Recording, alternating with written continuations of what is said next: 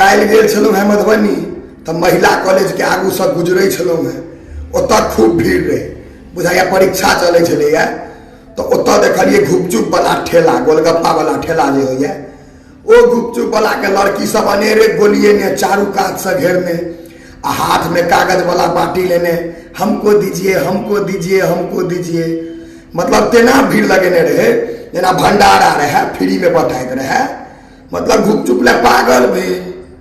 हमरा अहाँ सब खाइ छी, ओहि कोनो शिकायत नहीं है, कियाकि बुझल है कि गुपचुप अहाँ सबके तऽ मोहब्बत है, पहिल मोहब्बत, तऽ खाओ जते खाए।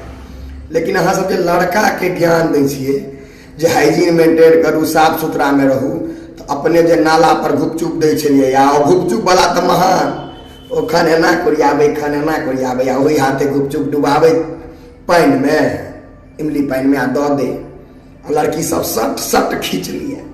तै काल में तऽ कोनो हाइजीन नहीं देखायल अहाँ सबके।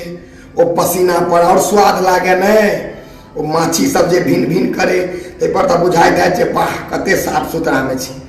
हे जे करै छी से करू, लेकिन जहन अपन एहन हरकत है, एना एना वाला पसीना वाला सट सट खींच दै छियै पाई दऽ कऽ, तऽ लड़का सबके ज्ञान नहीं दियौ जे हाइजीन मेंटेन करू या साफ सुथरा में रहू।